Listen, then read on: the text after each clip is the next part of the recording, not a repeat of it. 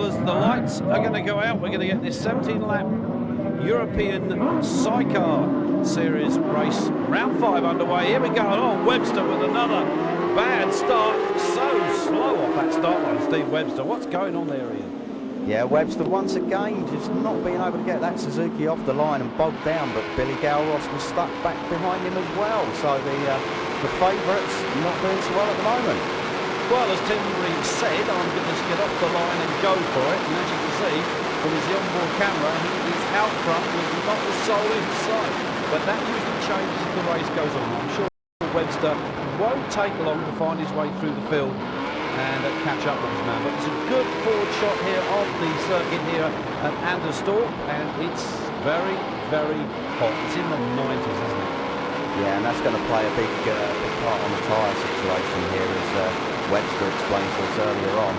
Very hot, and Tim Reeves, well, setting a blistering pace out in front on his first lap with, looks like Brian Pedder and Rob Stetner in second. Tom Hanks has got a good start.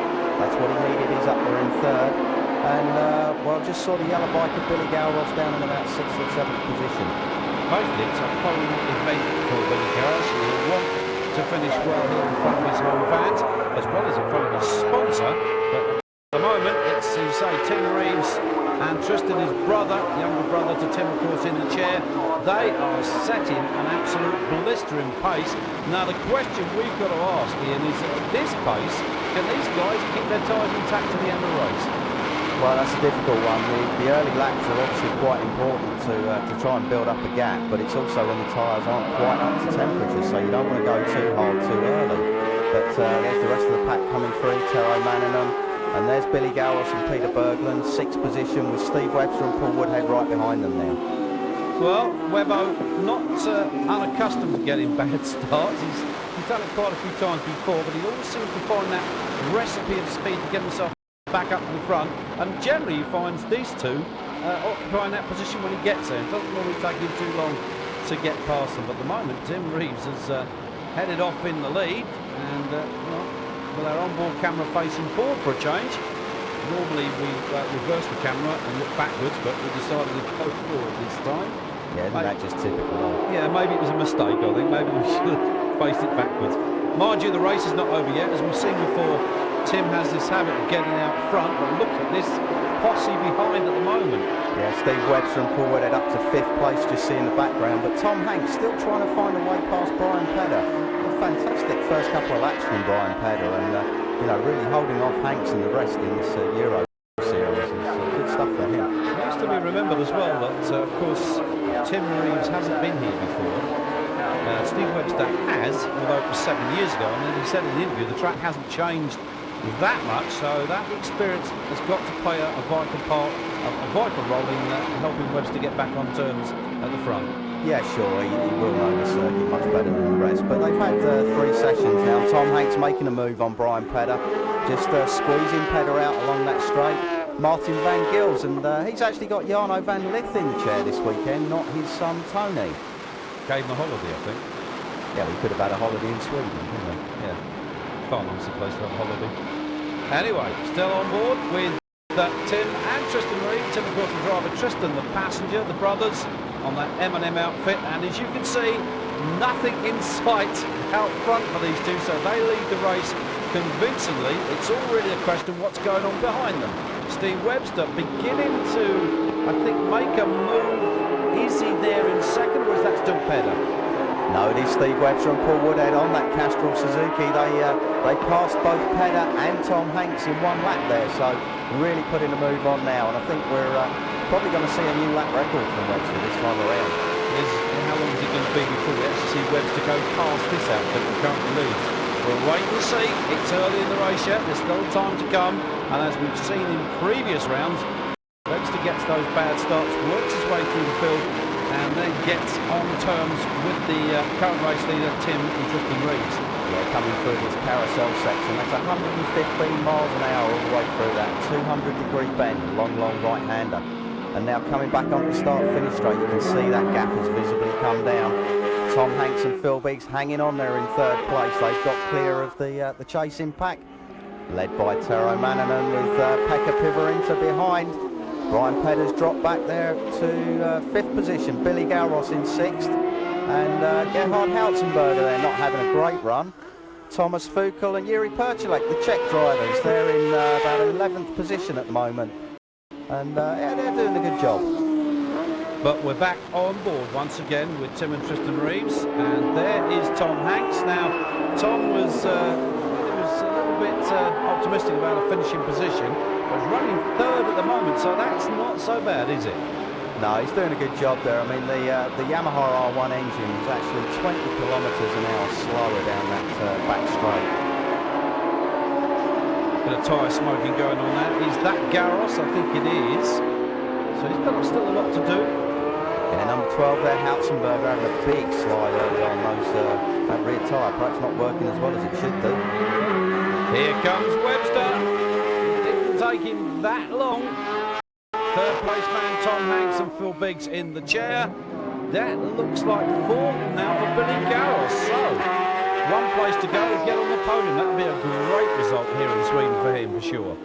Yeah, I'm not sure if he can catch up with Tom Hanks. Now Steve Webster having a look at Tim Reeves. This is 160 miles an hour down this straight. Who's going to be the bravest? And Tim Reeves leaves his braking desperately late into that 70 miles an hour corner at the end.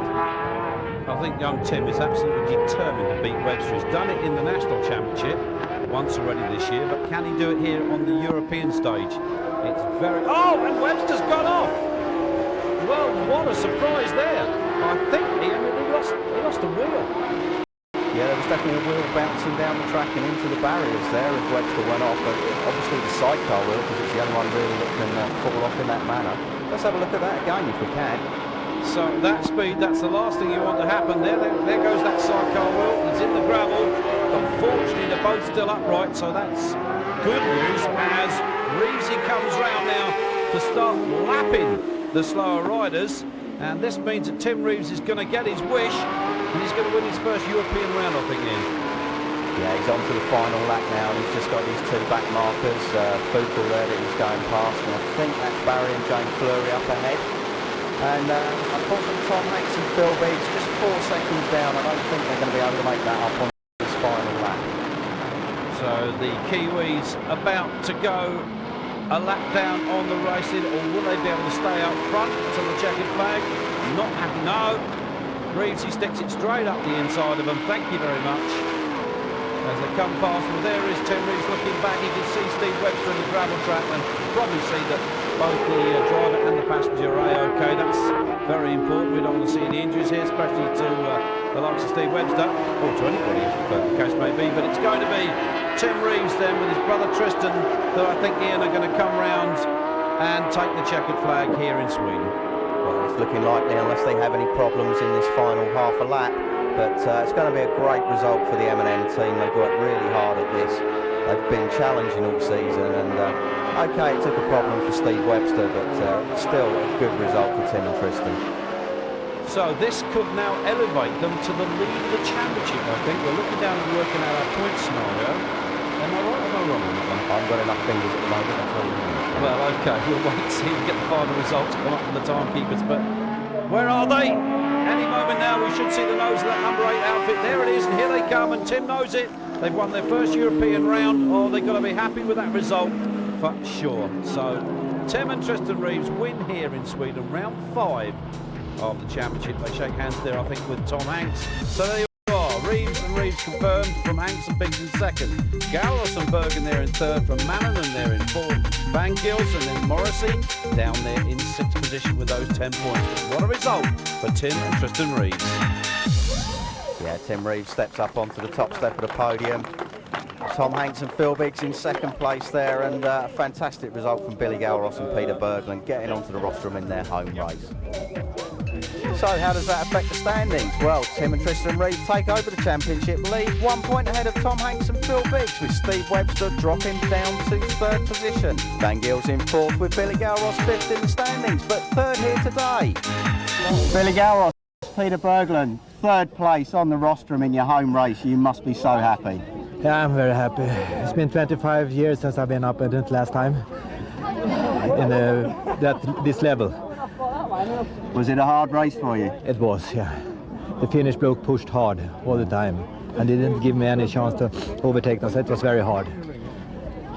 Tom Hanks, Phil Biggs, runners up, second position once again. Must be frustrating against these Suzukis. Yeah, I mean, it's really tough.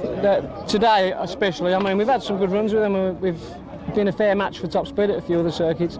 Today, with a few problems we've had, we just couldn't match them, and we kept a good gap, but I'd already dropped 3 seconds at the start, and down the straight, you know, I was having a little tussle of my own early on, and I kept getting passed back. So what I lost down the straight, I was trying to make up around the corners, and it makes for an hard race. There's a sight you don't see very often, Webbo coming back in on a trailer. So how was it for Tim and Tristan? Tristan, Tim, first international win, you must be over the moon. Yeah, I can't believe it. I cried on the slowing down that, like a big girl. Yeah, unbelievable. I got an absolute flying start, and to lead from start to finish. Obviously we had Steve going out that helped as well, but unbelievable, I can't believe it. Yeah, over the moon.